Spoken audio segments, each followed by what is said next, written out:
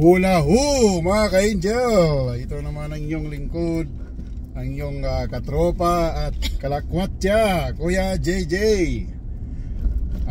Ngayon may bibisitahin po tayong tindahan ng sasakyan.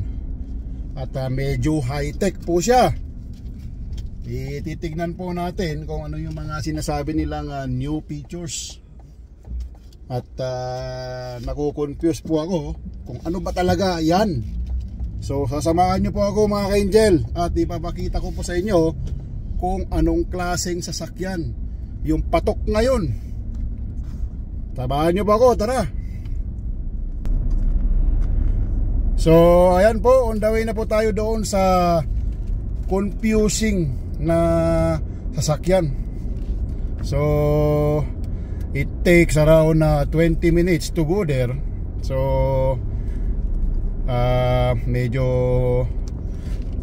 madami tayong madadaan ng mga intersection. So samahan nyo po ako mga ka-angel, at ipapakita ko kung ano ba talaga yung klaseng sasakyan na yan. Okay po? So mga ka-angel, mag-turn right po tayo dito.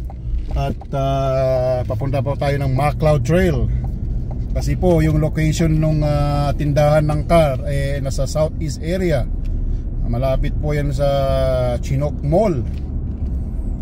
So nabanggit ko po ng mga nakaraang video natin, ito po yung railroad ng Calgary Transit, kumbaga LRT ng kumbaga sa Pilipinas yan. Nasa ground po yung relays niya, kaya kailangan po nating antayin na makalagpas muna siya. So makikita nyo po yung Calgary Transit. Ayan na, parating na po mga ka-angel. Yan ang tren ng Calgary Transit. So antayin po nating bumukas o tumaas yung harang, tapos green. So pwede na po tayo. So approaching po tayo doon sa isang intersection na first in Canada po pala yan, yung Calgary Diamond Interchange. Pinakauna po pala yan sa Canada.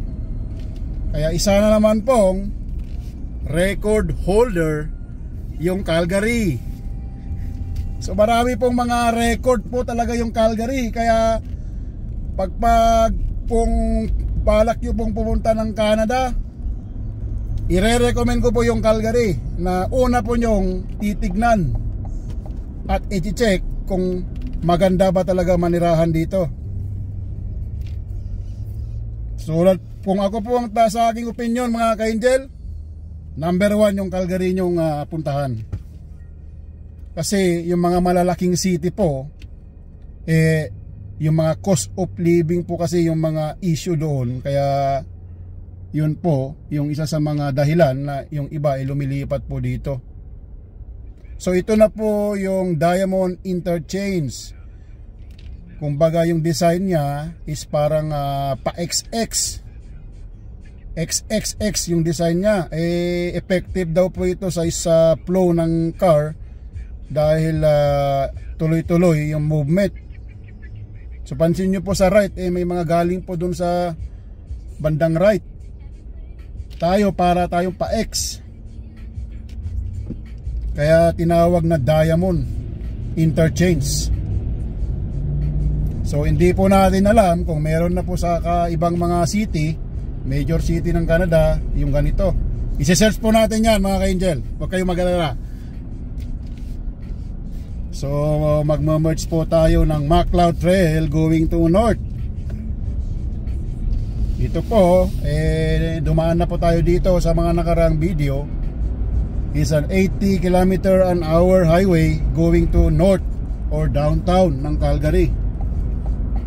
So tuloy-tuloy lang po tayo. So malapit na po tayo mga ka-angel. Kung mapapansin nyo po sa left ay may CF Chinook Center. Isa po siyang shopping mall na sikat sa Calgary. Ayan po mga ka-angel. Ayan. Yan po yung CF Chinook Center. Sa mga additional information po, ang CF Chinook Center po ang biggest shopping mall sa Calgary. Tsaka second biggest po siya sa Alberta. So bakit po second biggest siya? Kasi po ang pinakamalaki po na mall sa Alberta at sa Canada na rin po is nasa Edmonton. Yun yung West Edmonton Mall.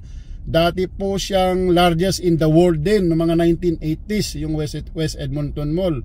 Pero dahil po marami na pong naitayo na mga shopping mall sa buong mundo, like sa SM, na-overtaken na po yung West Edmonton Mall. So take note po, yan po yung CF Chinook Mall sa left, ang largest mall in Calgary and second sa Alberta. Kakaroon po tayo ng vlog po dyan sa susunod na mga araw at may ipakita ko kung ano po yung laman sa loob. Maganda po rin yan. At marami po siyang mga tindahan na mga sikat na mga branded. So confusing po yan dahil yung iba akala na po nila Cross Iron Mills ang pinakamalaki.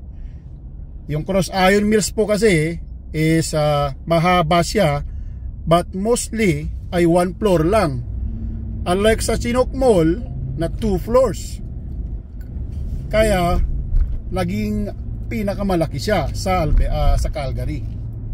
Okay po, approaching na po tayo at mag-change lane to the right po tayo at malapit na tayo doon sa destination natin, mga ka-angel. So ayun mga ka-angel,